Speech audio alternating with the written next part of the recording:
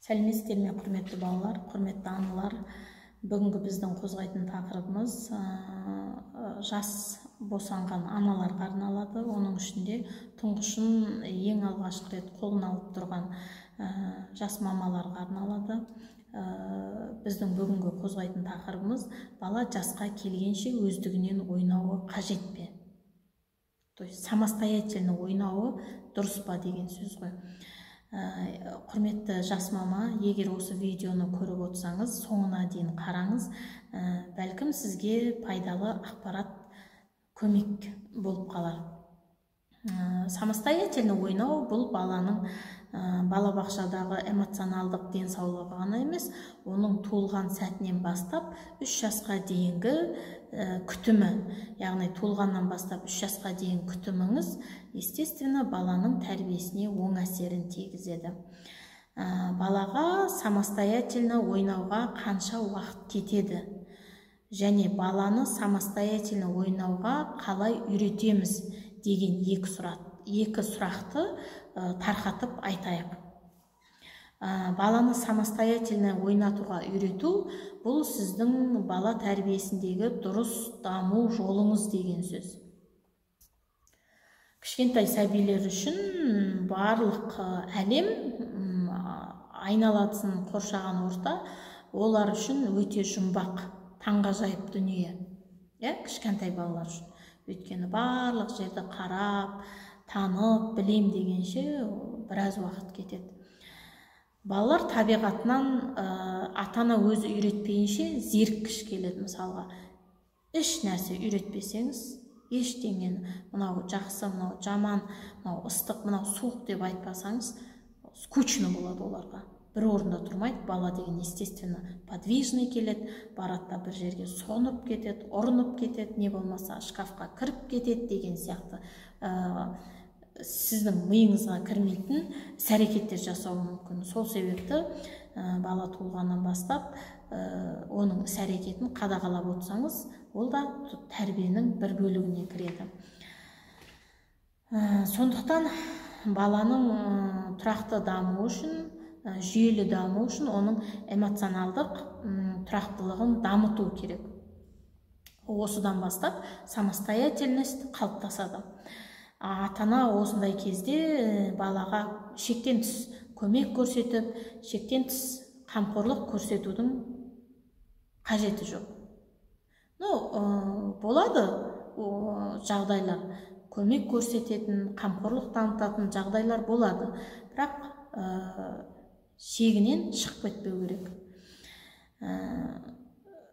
Баланы тәрбиелегенде оны еркіндікке жіберу керек. Яғни кез келген айналасындағы затты алып, көріп, практика жүзінде бала өзіне сіңіріп үйрену керек. Қауіпті зат болатын болса, оның қауіпті екенін өзі түсінеді, қателікке ұрынады, сосын барып оның қауіпті зат екен. Келесі жолы ол затпен, ол ойыншықпен ойнамайтын болады. Өзіне жұмсақ затпен, өзіне ыңғайлы затты алуға тырысатын болады. Осы сияқты құнды дүниелерді айтайық. Бала туылғаннан бастап 3 жасқа дейінгі даму процесін 5 топқа бөлейік. Ең алғашқы топ ол туылғаннан бастап 6 аптаға дейін, яғни туылған күннен бастап 1,5 айға дейінгі период. Бала тамақтанып жатқан кезде, яғни сіз балаңызды емізіп отырған кезде, онымен нәзік, жылы сөздермен сөйлесе бересіз. Өйткені бала туылғаннан бастап балада ой қалыптасады, балада сана қалыптасады. Сіздің сөзіңізді сол кезден бастап түсіне бастайды, тыңдай бастайды. Балада дыбыс пайда болады, дыбыс қалыптасады. Дыбыспен қабылдау, иіспен қабылдау қалыптасады.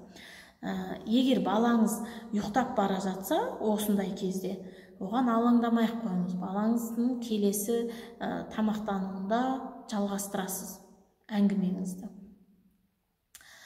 Тамақтанып болғаннан кейін 10-15 минут сәл көтеріп жүріп, айтады ғой қазақтарда, тамағы сіңгенше дейді ғой, сол сияқты көтеріп жүресіз.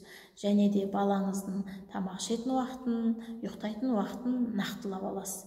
2 сағаттан кейін тамақ беремін, 3 сағаттан кейін ұйықтатамын деген сияқты нақтылап аласыз. Бұл да баланың өсу процесіне, даму процесіне, тәрбиесіне ең бастысы маңызды осы жерде. Кейбір балалар сөзіңізді аяғына дейін тыңдайды, әңгімеңізді до конца тыңдап жатады, тула салып болса да. Ал кейбір балалар 5 минутқа жетпей сіздің 1-2 сөзіңізді тыңдайды, тыңдамай ұйықтап қалады. Енді әр баланың даму процесі әртүрлі. Осы кезде 1,5 айға дейін, толғаннан бастап 1,5 айға дейін ойыншықты жинастыра тұрамыз. Бұл жерде ойыншықты бала түсінбейді.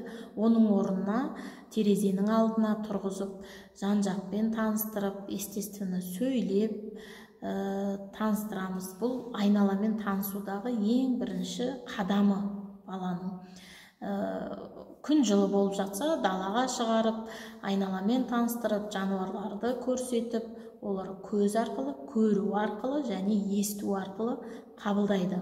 Сана пайда болады, ойлана бастайды. Және ол сіздің сөзіңіз, айналадағы адамдардың сөзі, айналадағы басқа да дыбыстар баланың не только санасына, оның ойлау қабілетіне және сөйлеу қабілетіне оң әсерін тигізеді. Егер далаға шыға алмайтындай жағдай болатын болса, қыс ауасы болатын болса, естественно, баланың жанына музыка қойып қойсаңыз болады. Енді екінші этапы бұл 6 апталықтан бастап 12 апталыққа дейін, яғни 6 апта 12 апта дегеніміз бұл 1,5 айдан 3 айға дейінгі аралықта. Бұл кезде бала 15 минуттан да артық уақытта тамақ ішіп болады. Осы кезде сіз баланың қасында көп отырасыз, ұзақ отырасыз. 10 минут, 15 минуттай отыруыңыз мүмкін. Кейбір аналар шаршап жатса, ұйықтап та қалуы мүмкін, баланың орнына өзі ұйықтап кетуі мүмкін. Айналасындағы қозғалыстар, айналасындағы дыбыстар балаға осы сәттен бастап ұнай бастайды. Яғни өте жағымды сөздер айтамыз, мейірімді сөздер айтамыз, иіскейміз, құшақтаймыз, қатты еркелетеміз, әлемдегі теңдессіз еркелету сөздерін айтамыз, баламызға ойымызға келмейтін сөздер айтамыз. Әр ана әртүрлі еркелетеді баласын. Ол да дұрыс.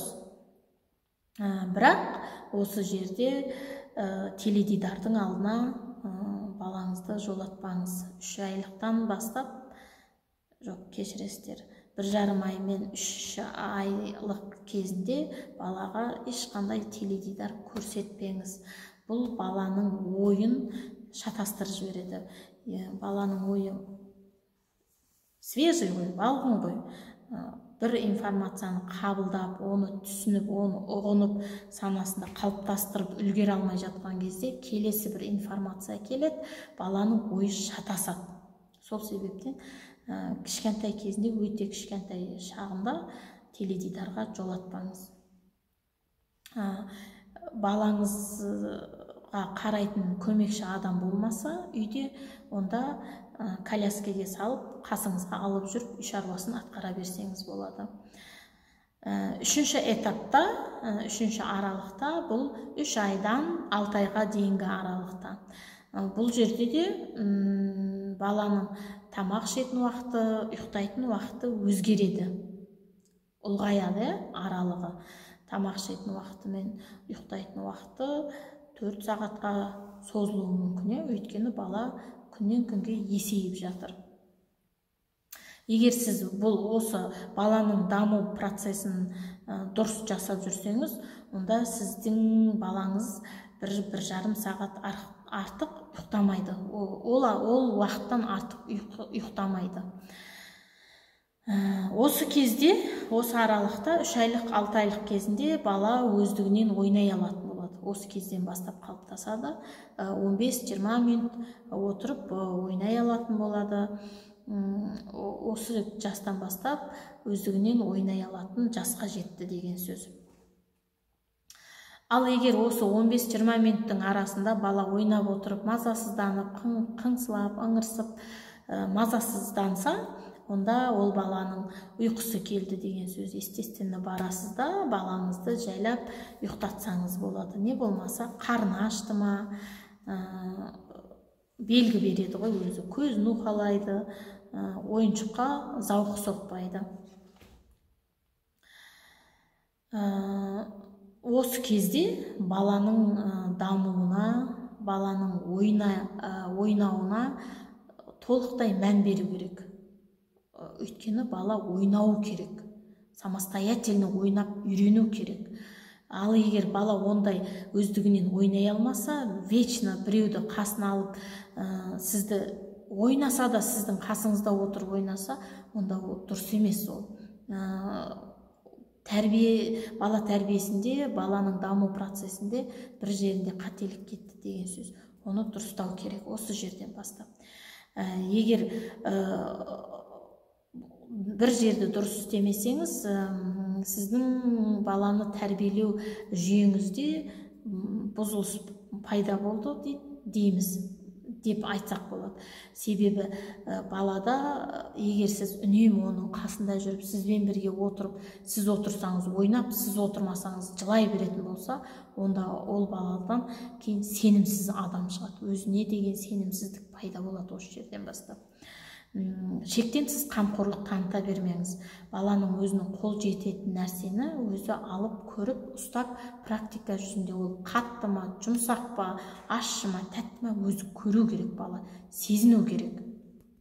Егер де жаңалдегідей қатты, тәтті, ащы жағдайға тап болып жатса, белгілі бір жағдайларға душар болып жатады ғой балалар. Сондай кезде ата-ана бала үшін қатты паниковать етудің қажеті жоқ. Бала қолын ауыртып алма, мысалы ойнап отырып, тар нәрсеге қолын соғып алып, бутылка қолын соғып алып, тартқылап ала алмай қалма, бала жылай бастайды, көмекке шақырады, жылау арқылы. Сондай кезде ата-ана деп паниковать етіп, истерика құрып, жылап, баламен бірге бала болып жылаудың қажеті жоқ. Оның орнына баланы успокоить етіп, жұбатып, алдандырып, онда тұрған еш нәрсе жоқ, бұндай бола береді деген сияқты сөздерді айтып жұбатуға тырысамыз. 4-ші этапта бұл 6 айдан 9 айға дейін. Бала уже дамып жатыр, өсіп жатыр, прогресс өсіп жатыр. Тәрбие де соған қарай өсіп жатыр. Бұл уақытта да, естественно, баланың тамақ ішетін уақыты мен ұйықтайтын уақыты әлде қайда едәуір өзгеріске ұшырайды. Бұл кезде 6 айдан 9 айға дейінгі бала өздігінен ұзақ уақыт отырып ойнайтын болады. Оның басқа да жақтарды зерттеп өздігінен жүре алатын болады. Жүре алмайды, еңбектеп барады, көп балалар подвижный болады, гиперактивный болады. Бір қарасаң шкафтың ішінде отырады, бір қарасаң унитазға кіріп жатады, сондай подвижный болады. Өйткені олар әлемді танып жатыр, қоршаған ортаны танып жатыр. Не қауіпті, не қауіпсіз екен. Кез келген нәрсені бала осындай кезде аузына тығып көреді. Оның қатты, жұмсақ, ащы, тәтті, қауіпті, қауіпсіз екен бала ауызға салып, тістеп, ұстап көру арқылы таниды. Оның жай күйін бақылайсыз.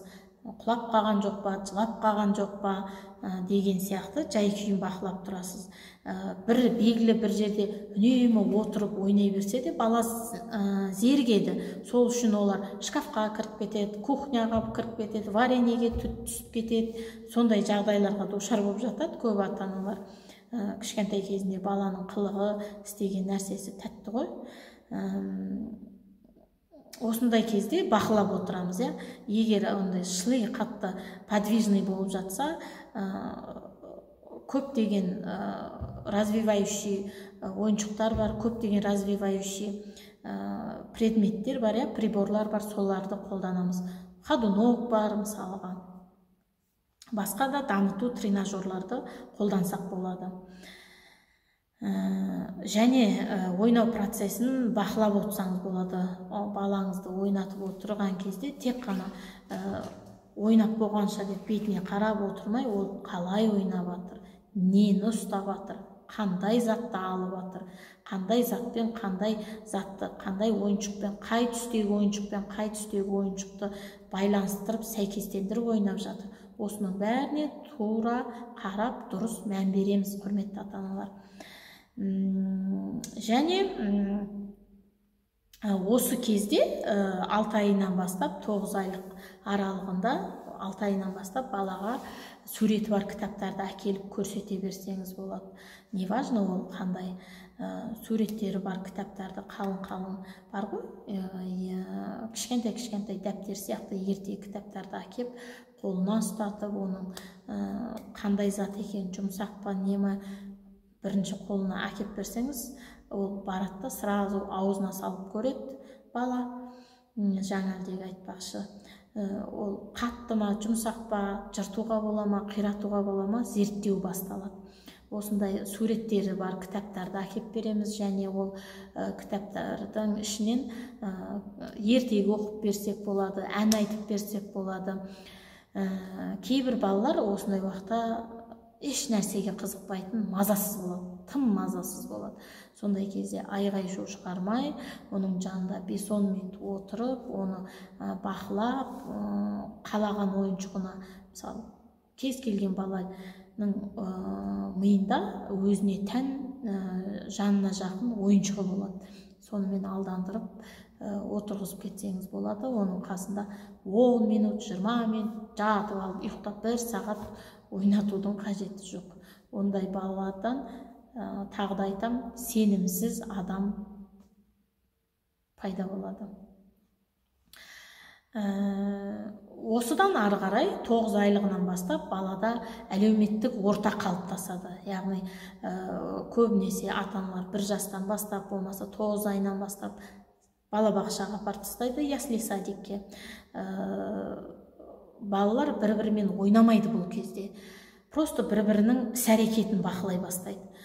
Біреу жылап жатады, балабақшада, ясли топтарда біреу жылап жатады, біреу ұйықтап жатады, біреу үстінен басып өтіп жатса да үндемей қарап отырады, бір-бірін бақылайды бала. 9 айдан бастап 1,5 жасқа дейін бала бір-бірін бақылайды, 1 жасқа дейін бақылай бастайды. Кейін барып, олар бір-бірімен контактіге түседі. Және соңғы этап, 5-ші этапта бала жасқа дейін, 9 айынан бастап 1 жасқа дейінгі этапта бала, естественно, самостоятельно болады. Ол жерде 1 сағаттай өзі отырып ойнай алатын болады, және одан да қиын тапсырмаларды орындай алатын болады. Осы 9-11 айлығынан бастап қой, бала тәй-тәй басып жүре бастайды. Сол кезде өзіне сенімділік арттыру керек. Баланы қолынан ұстап жетектемей, тұрғызып қойсаңыз, тұрып үйренеді алдымен, одан кейін 1-2 қадам жасап үйренеді. Осындай кезде тұрғызып қоясыз, алдында отырып, кел деп шақырсаңыз, өз әрекет жасайды. Құласа құлай берсін, өзі тұрып әрекет жасау керек. Балада өзіне деген сенімділік пайда болады, уверенность пайда болады, самостоятельность пайда болады. Және осы 9 айдан бастап ары қарай әлемді тануға, үйренуге деген құлшынысы артып кетеді, өте жоғары болады. Слишком активный, гиперактивный болады.